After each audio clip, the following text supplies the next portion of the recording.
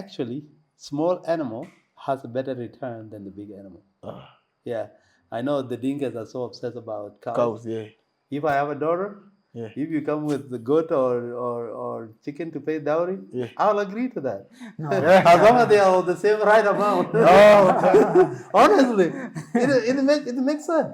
If you collect all these religious people who have been singing about going to heaven and you said, I'm killing you tonight, you're going to heaven, they will say no. So we want good things, but the price of it, nobody want to pay the price for it. Yeah, yeah. Okay, All of us, we want to be on the other side. yeah, But between where you are standing and yes, the other side yeah, is the fear in the middle. okay, So do you want to swim in yeah, the water with crocodile yes, in order to go to another side to go and reach the goal or not? One of our problem yeah, as South Sudanese and the Lilot in particular, yes, we are always slow to embrace the new ideas. uh-huh, I can just tell you example right now. yeah, You and I, we are both Dinkas. yeah, My lower teeth has been removed, yours has not been. yes, Does not because yours has not been removed does not make you less of a Dinka than I am. correct. We are adapting slowly than we would like to, but our people, they are not so hungry of transformation. They are a little bit reserved. So now, if you go to the most of South Sudanese culture, is more of like who is hanging out with Yes. who has done so to so, instead of having asset ideas. Now let's talk about now building and construction.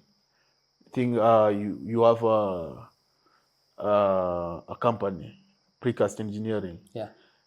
In Kenya, you're one of the 5 uh, companies total in Kenya that who are into precast planning and engineering. So why choose that business model, and how is it faring with you? If you see the house that, let's say, the house costs about 10 million, for example, Correct. and we will build you our 10 million house, Yes. you will tell the difference. You will Correct. tell the difference in a very big way.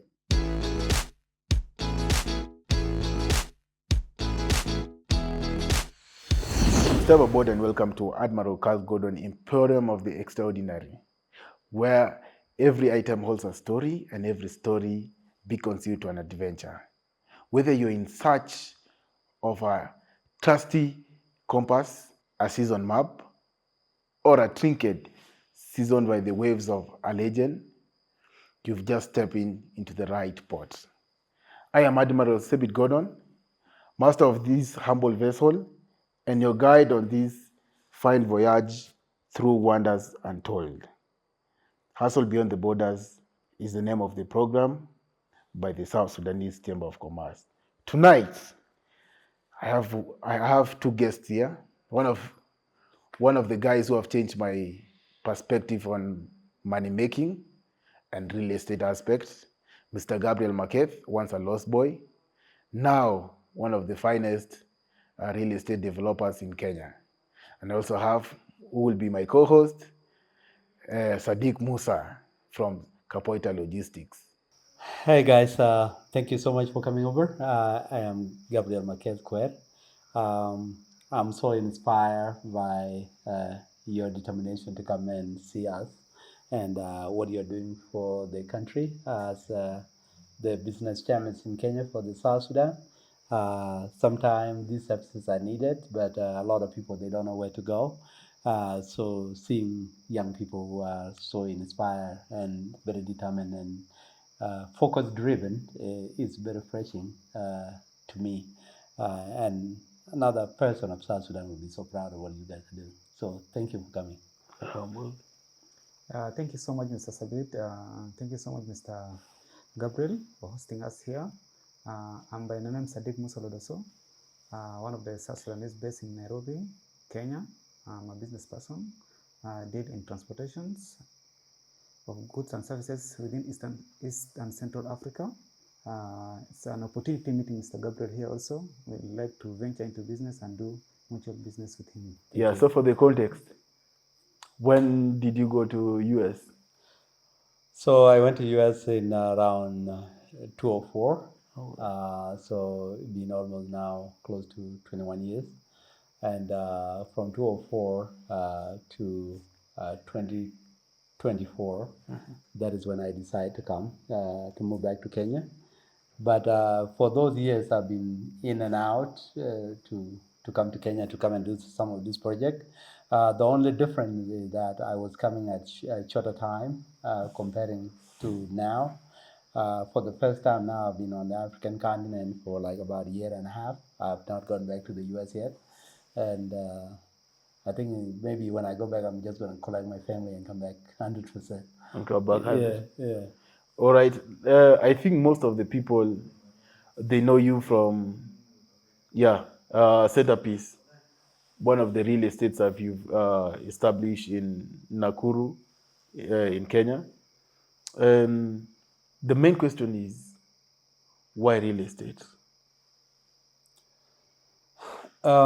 After South Sudan get independent, we know in our heart we are the children of the war that grew up in the wartime. Yes, That we need to have a different mission, correct. and that different mission is how do we build a generation wealth? And when you're talking about building a generation wealth, you need something that will not only retain value, but will appreciate in value and will have a low risk. So that's why we choose real estate. Real estate qualify for all of those things I mentioned. Low risk and to appreciate in value. Centerpiece, how did you even come up with it? Was it through pulling together or of resources from various people, or did you single-handedly raise it up? The idea was there because me and my business partner, a guy named Isaiah Chow, we built an apartment together some years back. Okay. And what we used to do at the time, although social media was not really very popular, Yeah. I keep posting what I'm doing and people start following. Yeah. When I started, we were being discouraged. Yeah. It's not a good idea. It's a foreign country. Why don't you wait for our country to, and all of that. So after we finished that project and it was a success, and everybody that was watching on the sideline realized that it became reality. So they realize it's not risky as that. So every time when we do a posting, a lot of people will come and they will say, hey, when you're going to do the next project, make sure that you keep us in the list. When you're going to do the next project, we're going to put us in the list. So that is how we pile up the list, and the people were willing to work with us. And You've talked of a list, and sometimes uh, dealing with a lot of people can really be challenging uh, because it takes time. It takes time for such a project to get into fruition, and that process can really be frustrating. Can you confidently tell us that all the people involved from the start went up to the finish line, or some dropped out of the way? there were some people that stopped in the middle, but what we were able to do, majority of people were really intentionally driven. Yeah. So that has a lot. So it managed us to be able to achieve the phase one of the project, Yeah. whereby we built certain number of the houses. Yes. Currently, we still have a lot of land that need to be built. Yeah. And if people were still active, otherwise they would have been done. Because like those, the first phase, it took us about 4 years and a half. And 4 years and a half, we have now been running for another 3 years. So which means if we were consistent with the same phase, we would have completed the whole project because it's almost another 4 years and another 4 years now. So those are the small challenges that are there sometimes, but we find a way to navigate them. For the 4 years and a half, how many units did you build? That is, let's talk about the centerpiece. Yeah, we were able to build about 20 units. Out of the 20 units, we were able to 100% complete the 15. And because the members' contribution stopped, Yes. we have to divert some of the money that we were getting as the income to finish the other 5 that were halfway. But now those 5, I think, they are almost completed. Okay, I would like to ask you, Mr. Gabriel, Yeah. why did you choose Kenya to do your investment in Kenya? And we have South Sudan and neighboring countries like Uganda, there's Sudan, and there's also Rwanda, Burundi, the other countries like here in East Africa. Why did you choose Kenya to do your investment here? Thank you, Sadiq.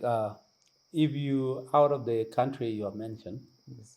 uh, if you look at the political atmosphere, because when you are building houses, you are building something that lasts. Yeah. One thing those countries have in common that Kenya don't have is when one person in charge of political system in that country, Yeah. when he step aside, Yeah. you always don't know what What's next. next? Yeah, but stable investment like housing need also political stability. Yeah. Because if you can realize, we those who grew up in a war zone in South Sudan, Yeah. we have been through a lot. Part of our life have been robbed during the conflict, whereby there's nothing productive you are doing with your life. The part of our life also, when we went outside, we are trying to take care of our people. So if you see what has left in your lifetime, you need something that if you put your effort in it, it's gonna come out for sure. That is why we value or we prioritize the idea of political stability. And if we love our country, we love South Sudan, but what we are doing in Kenya here, it gives us a stepping stone. For example, like the one of this house now. Yeah. If they know tomorrow things are going to be guaranteed in South Sudan, you can go to the bank, pull out the value of the property, go and build the house in about a matter of few months. So that is the model economy is such a very flexible. So you can do one thing here and replicate it here. So what you want is whatever the first thing you do, make sure that it's safe. So that was. The second thing is the cost of operation. If you see this house, Yeah. to build it in South Sudan, the last time I checked, Yeah. they say the cost per square meter is about 1,500 US dollars. If that is true, that means this house would have been more than 500,000 and above. Oh, yeah. But here in Kenya, we were able to construct the same house for under 165,000. That means our cost per square meter is about almost $350 per square meter, which is not really bad. There's a lot of people who want to do investments in Kenya here, Yeah. and they want to do business in Kenya. Yeah, majorly from South Sudan and from outside, they want to do business of here. Yeah. So can you kindly tell us the process of getting all the documentation? Is it very hard for them to get a documentation, or is it hard for you to get all the legal documentation so that for someone to start investment here in Kenya? The Kenyan in South Sudan almost operate business for free.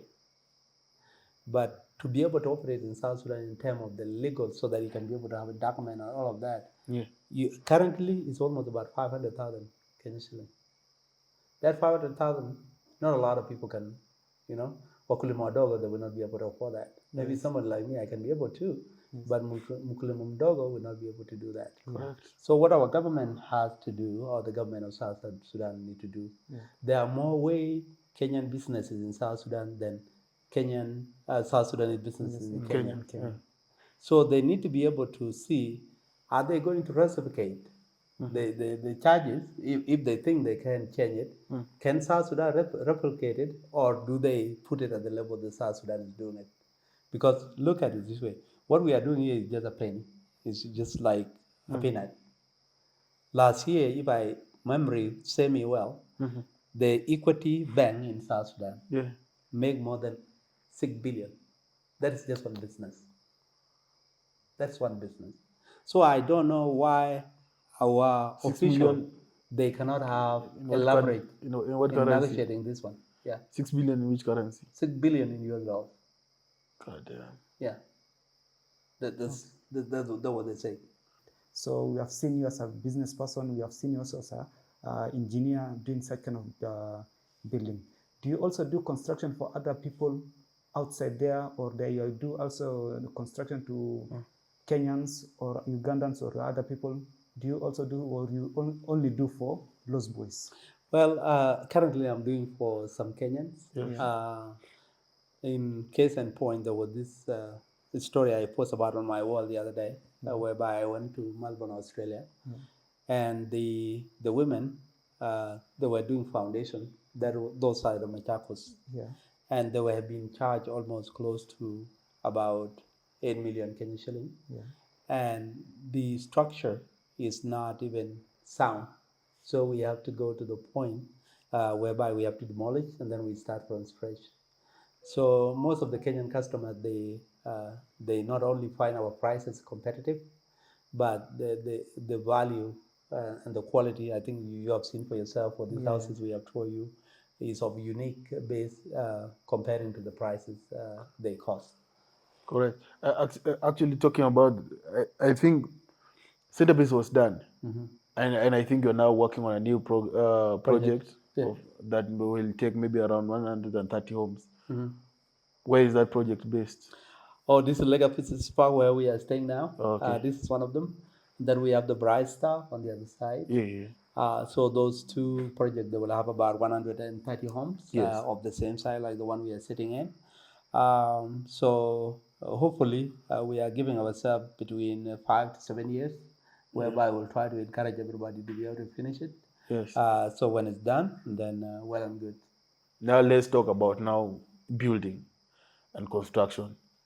I think you have a company, Precast Engineering. Yeah. In Kenya, you're one of the 5 companies total in Kenya that who are into precast planning and engineering. So why choose that business model, and how is it faring with you? And what is precast actually, for those who don't know the context of precast? Precast basically is a system whereby the house is pre-made before you put it together, like the Okay. walling. You can be able to make the walls. Yeah. You can also be able to make the slab. And then it's in a controlled environment. Basically, like saying it's a factory for the house. Okay. The only thing that don't come with the house would be the foundation and the roof. Okay. But if you are doing the flat roof, it's going to be precast as well. Okay. Part of the reason why we choose that route is first is the quality control Okay. and cost. Because with precast, you get both. Okay. Yeah. So they have said this system you're able to crack. You've just talked of cost, like you're able to crack where you get 30% off. Like it's Okay, the 30% will come, for example, you have zero plastering. So there will be no plastering at all. okay. That is saving Plastering. you labor, it saves you the material. Okay. That's one thing. If you you put the flooring and you have the slab for precast, Yes. the amount of cement and the amount of material you will use is very small comparing to the regular. Okay. But the most important is the labor aspect of work. Okay. For example, the cost for the slab for precast is about 4,500 Kenya shillings per square meter. Per square meter. Okay. If you go to Nairobi, it will range between 10 to 12,000 per square meter. Correct. So let's say if the slab of this house was about 3 million, Yes. it will come down to about 1.5 million. That is almost half. You have saved the half there. Correct. Yeah. So those are the area. But most importantly is control of labor. Like if I have to do the slab for the house like this, Yes. it will take me 5 guys one day, 4 technicians and 1 fundi to install the whole house one day. One day. Yeah, one day. You don't come for the second day. But this is like 1 month of fare if you are doing the traditional way. Oh yeah. And even wakati utakoroga, Yes. you need almost about 30 people to be able to do the same work. So many hands on. Yeah, so many hands. And about your finishing, like are they all local made, or do you do importation of maybe finishing of the houses? Our finishes, they are being imported. Okay. So we are moved to what we call zero paint. Zero paint is whereby you don't use any paint in the house. Everything is more of cladding. So, and this is why if you see the house that, let's say, the house costs about 10 million, for example, Correct. and we will build you our 10 million house, Yes. you will tell the difference. You will Correct. tell the difference in a very big way. Do you have a duration times for building a house for your client? It depends with the availability of fund, but we can be able to structure a timeline, and this timeline will be affected by a few things. One of them will be availability of fund, as I said, and also the size of what we are building. You know, if you are building apartment for 10 unit, 10 unit, it will not be same as building a family unit, one family unit. But with the precast, it's always shorter. It's always shorter. Yeah, Correct. yeah. A house like the one that we are sitting in, Yes. I can give it maybe up to 8 months to do it. What has been delaying us is for the last 1 year, we are putting the system together. We are putting the machinery together. We are like the factory. So that what has been a little bit up and down. But now we are getting comfortable. I think by September, we will be able to have everything we need and we will just be working. I think we've gotten the scope of what you're doing and into real estate. But there's a very important aspect you mentioned earlier on about generation wealth. We from South Sudan, let's say the Nilotics from South Sudan, because we have this habit of we are not that financially literate yet to start holding the conversations of generational wealth. Or do you think it's the right time to hold such conversations? One of our problems as South Sudanese and the Lilot in particular, yes, we are always slow to embrace the new ideas. I can just tell you an example right now. Yeah. You and I, we are both Dinkas. Yeah. My lower teeth has been removed, yours has not been. Yes. Does not, because yours has not been removed does not make you less of a Dinka than I am. Correct. Even for that tradition to be, actually the rule came out before even my teeth was removed. But because of the cultural stubbornness, some people have to go through because the culture dictates this is what is right. Correct. So we usually very conservative, and this conservativeness sometimes it work against our interests. So, but in order for any change to happen, there has to be those conversations. They have to be put out there. Correct. And then it will depend whether the society consumes the information or they don't consume them. Correct. But the more you keep this conversation in a public arena, the more people start to absorb it slowly by slowly. Now, if I wind the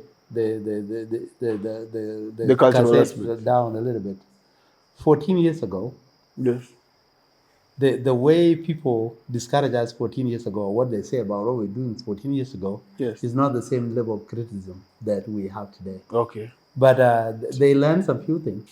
Yes. Because one of the things, when we make a decision to invest in Kenya, yes, there is this issue, the white people usually say it. They say, today is the best predictor of tomorrow. Correct. So what people do or what the society do today is the better determinant of what is happening tomorrow. Okay.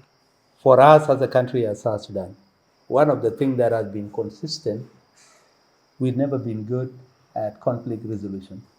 Correct. If we have if there is a disagreement, it either go into a violence. When it's go to the violence, that's when we'll come and sit down. But after that, there will be few things that are broken in the process, in that process of the conflict. Okay. So that was one of the reasons last time we came and we decided to do a project here. So are you taking us back to this famous quote that you trended a while ago, like for a change to come? They have to be a progressive society, like more Yes. Yeah, visionary population or Yes. a visionary Leadership. leadership. Yeah. So do you think it's our society that is not yet visionary? We are adapting slowly than we would like to, but our people, they are not so hungry of transformation. They are a little bit reserved. So now, if you go to the most of South Sudanese culture, is more of like who's hanging out with Yes. who has done so to so, instead of having asset ideas. So, or if you go to where most of South Sudanese the ideas are discussed, Yes. they talk about all these theories that are not implementable. I don't know if you have been to one of the South Sudanese political discussion forums. You will sometimes when I ask myself like, where do you get the time to write like 10 pages to put in the form, and then tomorrow it will take 1 hour, and then that person write another one. Yeah. So all these ideas are not implementable. They are basically theory. So that is, and then so it's like there's a disconnect from those who call themselves the intellectuals. They're hanging out in the old world, Yeah. talking this big idea that can be implemented. Yes. And then you have the rest of the people down here. So this is what we are facing. The intellectuals might also argue that while they air out those ideas, it's just like how like the cars we drive, they're imported. Clothes we wear, imported.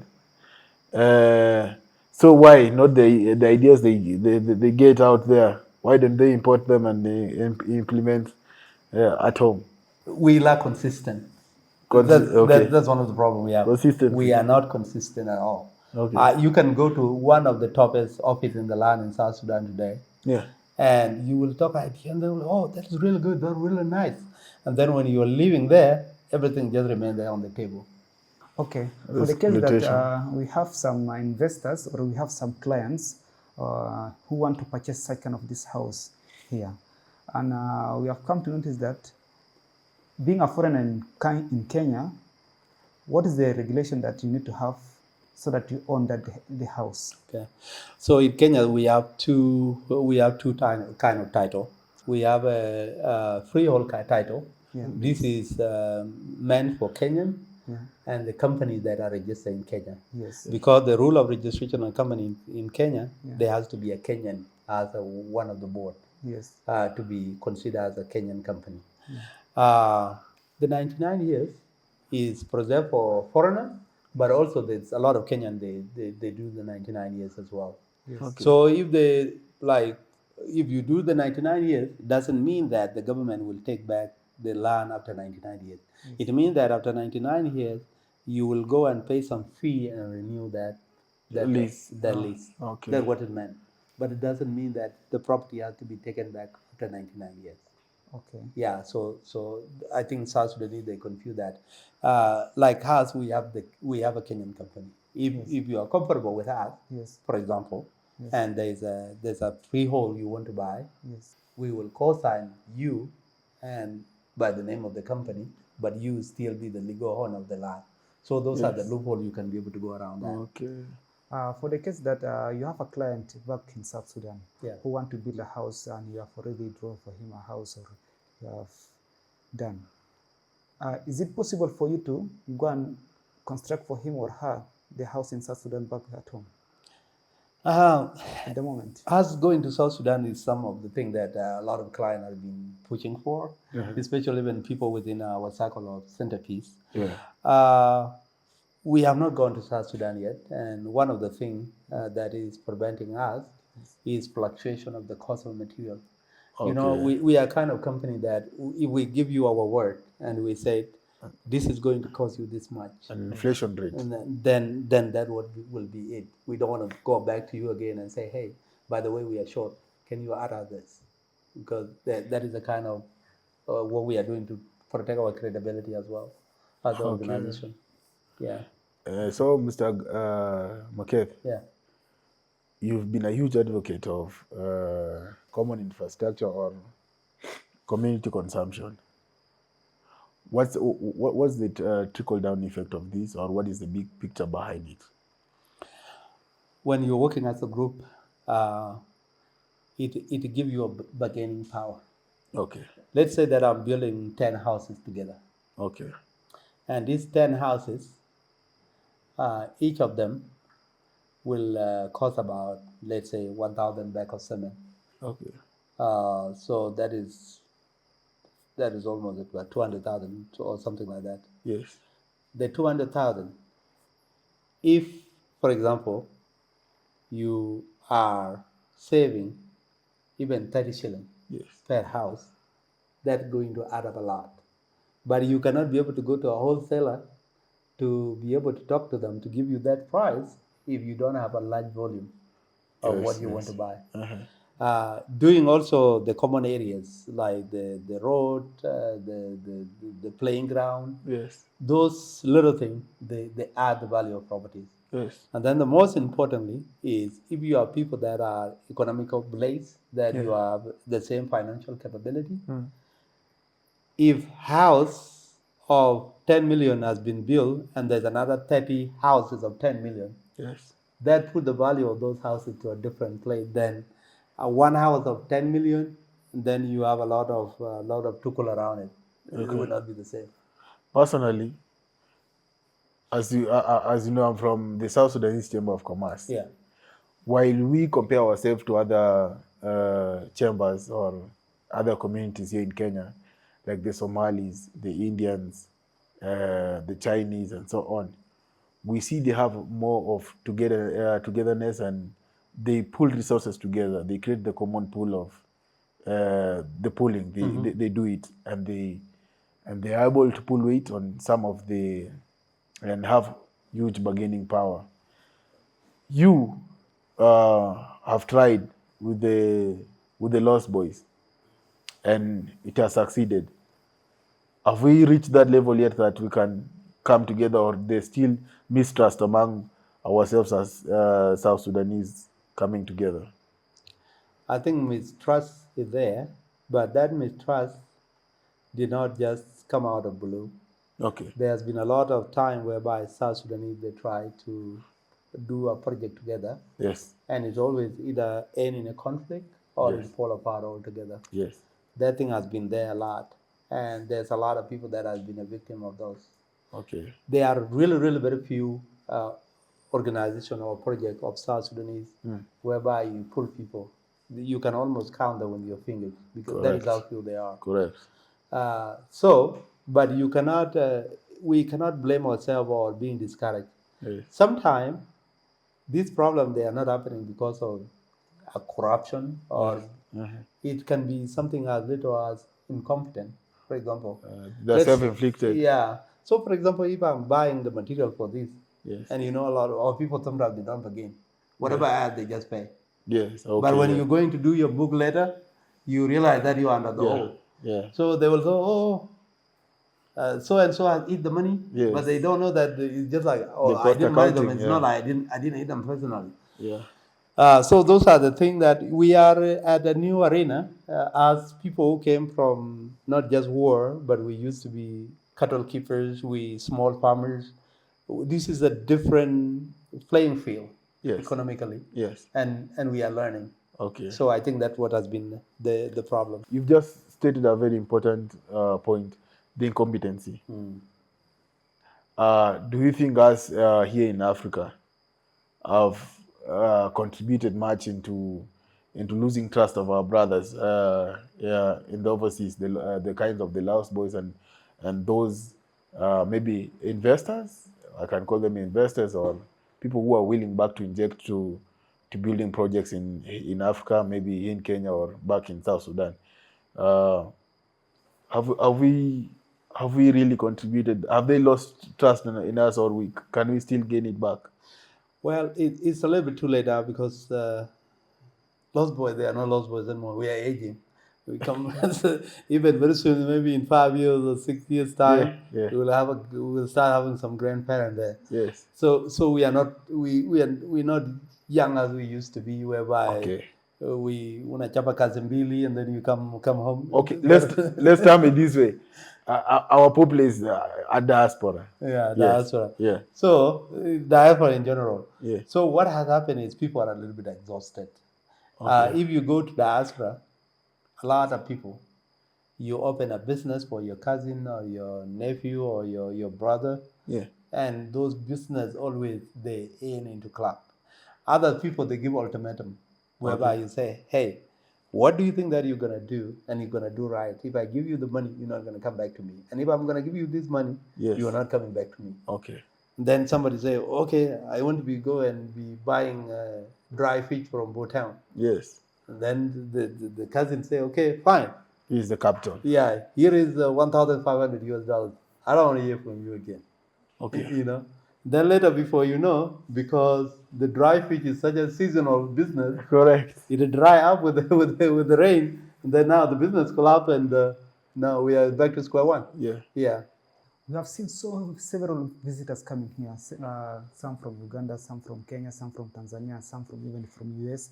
They come and visit your places for here. Yeah. Have you ever tried to welcome the official from the Embassy of South Sudan to come and see your place? I did not, and part of the reason I just assumed that they would not be interested, and so we never invited them. But if it is something that it can be able to add any value to the work, and or they want to see how the citizens are doing, we won't mind. We will definitely invite them. And like I said, there's a lot that the South Sudanese in Kenya, Correct. that there are a lot of subsidies they are not getting, Yes. that only the government can be able to do it for them. One of the things, the prime thing that I've told you earlier, is purposeful work. This is a nightmare. We have a situation now in Kakuma, whereby the refugees Yes. are trying to be bullied into this deal they don't working, and the starvation it's almost become a real thing. Correct. Those are the things that the country need to be discussing from a government to government. You know, they know one South Sudanese can be able to go and be able to negotiate what is going on, unless people in a position of power, An influence. yeah, can be Okay. able to do The that. main reason I'm telling you why didn't you invite the embassy here to come and visit? Because we know very well if the official from the embassy come here and visit your place, one in another way, they might even support you as one of their citizens. They might even advertise your work back at home, and you can get more investors, more clients, and such kind of things. Yeah, to us, well, where we are, we feel we are okay with what we are doing and how we are doing. Yes. What we are trying to see even is like what, not necessarily what can they do for us, but also what can we do for them. I can just, we talked earlier about the issue of embassy. Yeah.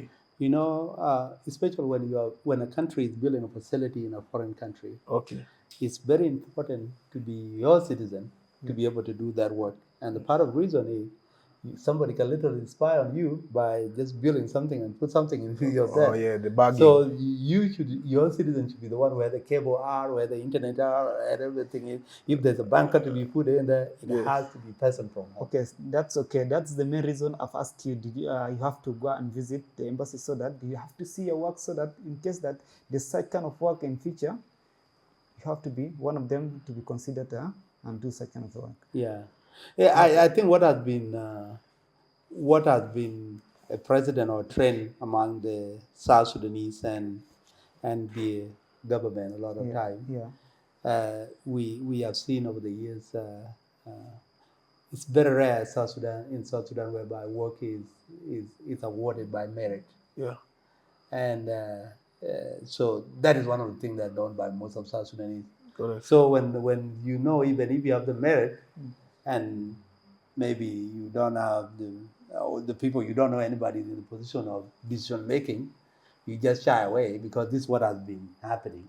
But if it was a matter of merit, we wouldn't mind to be able to put our merit in the front. Good. And be able to tell them that we can be able to be competitive and on what we do.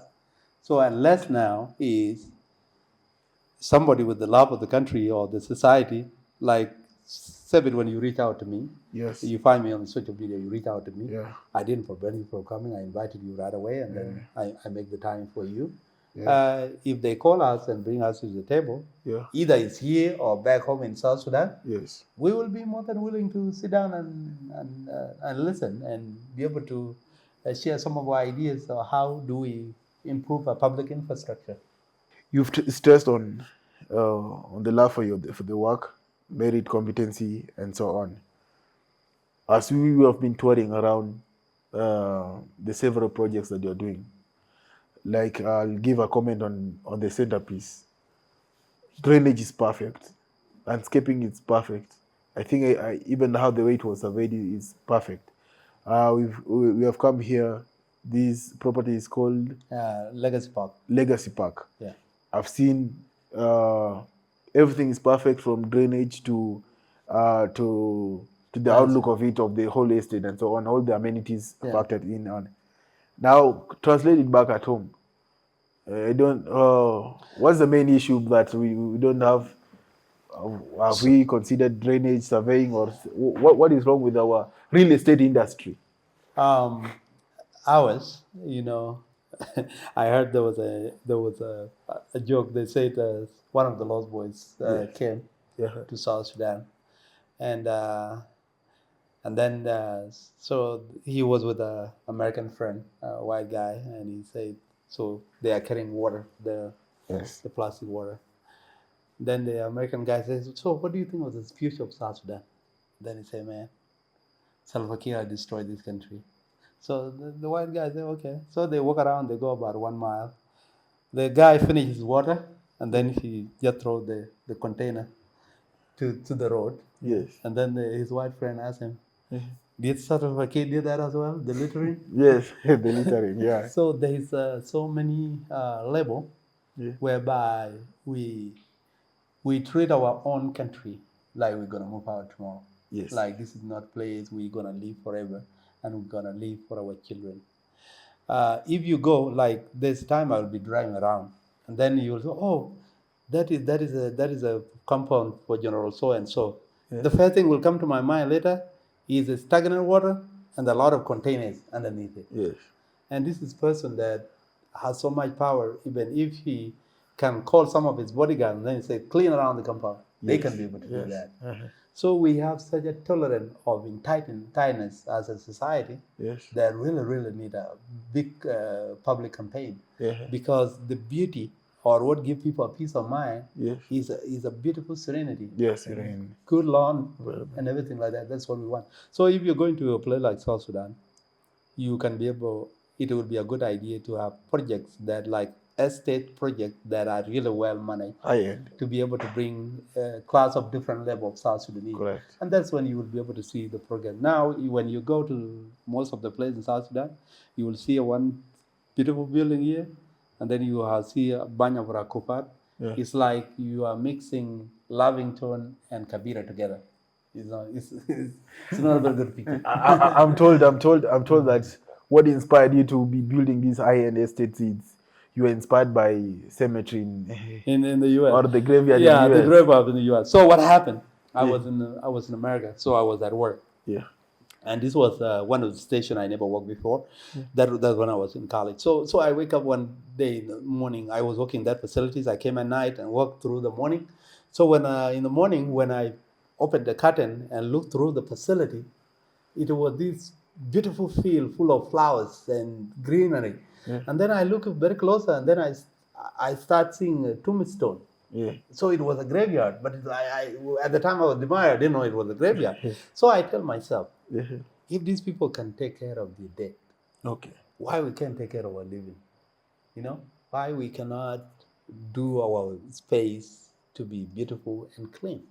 It doesn't take a lot. It's a very small investment. Correct. Yeah, but it changed perception of how the world sees us. All right, and as you're parting up, because my director is reminding us of time. Yeah. As parting shot, what is your take on managing public resources? Because you've been the face behind all these things that you've been doing, and you have not been doing yourself. It's a pool of people. So, what's your take on it? From the county I came from, there's this one particular guy.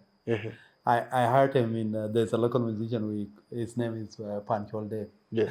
I heard this. He's praising this guy. The guy's name is Bolmachir. Bolmachir basically. Okay. He has a cattle camp somewhere around Juba. Yes. And that cattle camp is not his.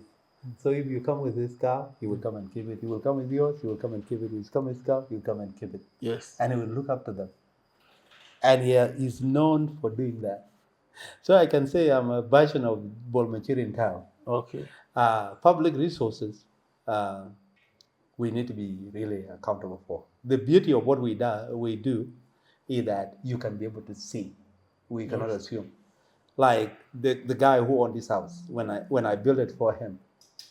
Yes. So when he comes, like he will actually he's now in Africa. He will come tomorrow. Yes. So it's a question of, does this house worth 165,000 or not? Correct. So there's no gray area. So it encouraged people, a lot of people. So if another person said, okay, I have 165,000, can you be able to build me a project like this? Yes. And then I said, yes, absolutely, yes. So we just go step by step. We do a foundation. Yes. And then you get another money, we do the work, we do the slab. Yes. So you're not going to pay us for the next stage without showing you what we have done with what you paid us. Okay. So that will make our work really, really very easier. So accountability, 100. Yeah, 100%. Okay. Yeah. And I think I say, like, when we were taking a tour around, I told you that you are a living Nilot in Kenya. Yeah? Because besides having, because I could see you're also doing poultry, and also animal rearing, because you are doing cattle keeping and cattle keeping and sheep rearing. Yeah. Those things, these are my animals that I go to release stress. But to my surprise, actually, small animal has a better return than the big animal. Yeah, I know the Dinkas are so obsessed about cows. If I have a daughter, if you come with the goat or chicken to pay dowry, I'll agree to that. No. As long as they are of the same right amount. Honestly, it makes sense. No, so like, okay, let's say, for example, if I say, okay, for example, hypothetically, if you have one cow, if someone want to change it for sheep or for goat, how many goat do you need? Roughly of 20. 20? Yeah. Oh, so 20. Yes. So if you have 200 cow, so that means you will give me about 20,000 goat, right? Yeah. Around that neighborhood, or 2,000 goat in the state. 2,000 goats. It will be of higher value than that. Yeah. So they have a better return than the cows. So that is something that I figured out accidentally. But it worked. That's smart. That's smart. Yeah. So that's what I think. And for the parting shot, like, I think a lot of our people are discouraged from taking the risk, venturing into business, or the fear of unknown. And maybe it's because of foresight. They look at short term instead of the long term impact. What is your 2 cents to it? It's just like today, if you collect all these religious people who have been singing about going to heaven, and you said, I'm killing you tonight, you're going to heaven, they will say no. So we want good things, but the price of it, nobody want to pay the price for it. All of us, we want to be on the other side. But between where you're standing and the other side is the fear in the middle. So do you want to swim in the water with crocodile in order to go to another side to go and reach the goal or not? So that's the reason we take. But this is whereby analysis came in. Because we have to be realistic. You can be able to do equation whereby, to the point you say, if A is true, if A and B, they can be together, it's just a matter of eliminating method. You know, there was some time when we used to do math. When we think that we are almost about the formula, we try to judge each answer based on the merit of it, to the point you can be able to narrow down. And you use logic to be able to rule out things, and then you rule what you rule back in. You know, You have precast, you have centerpiece, you have everything. What do you tell people, and where can they get you? Okay. What we can say is, um, what we are doing is not just a business. Correct. We are driven by purpose and passion. Yes. Purpose in the sense that if you get opportunity to be in a position Yes. whereby what you are doing is impacting people's life, is impacting the society, it's always a privilege to be in that particular position. Like this money we are bringing from overseas here. Let's say these two projects, they will cost about almost 15 to 20 million US dollars. That is 15 to 20 million US dollars you pull out of the Australian, Canadian, American economy to the Kenyan economy. Yeah. What do they use? What do you get out of that? These are the families working, Right. people able to pay their school fee. Yes. That one by itself, it means a lot. And then you now see these sleeping villages Yes. are now being transformed to towns slowly by slowly. Uh, the people from these villages, I know them and I know that they know me. Yes. Sometimes I work actually from here to send a fee on food. Yes. And it's good sometimes somebody come and say, hey, Gabriel, how are you doing? Yes. So it makes you feel like there's a purpose. Correct. There's a purpose. But that purpose now it cut into two. There's a purpose for those who you left back home in the United States, whereby you're doing something on their behalf. Yes. There's a purpose for the families that are earning their daily bread Good. out of what you're doing. So sometimes people are afraid of change or technology, but most importantly is you have to verify. Try to not to be prevented by fear, but have a fear of a reason. You know, have a fear of a reason. Don't just have a blind fear. Just like you cannot have blind hope. Correct. You see. So those are some of the things that we really need to be able to look into it. I've also been said by the members of the Chamber of Commerce, South Sudanese Chamber of Commerce in Kenya, they're like, you have to convince Gabriel to be one of us. Okay. Will you sign up with us? I don't have a problem. I will give you guys the support, whatever support you guys want. I think I'm in your WhatsApp group. Yes, and, yes. Just as even a testing, I don't know what kind of business. You can even guys find a small piece of land, and then I will have you to build. Yeah. Then it will be your office. Say no more. Okay. Say no more. Yeah. Okay. Say no more. You can see that. Yes. All right. Yeah.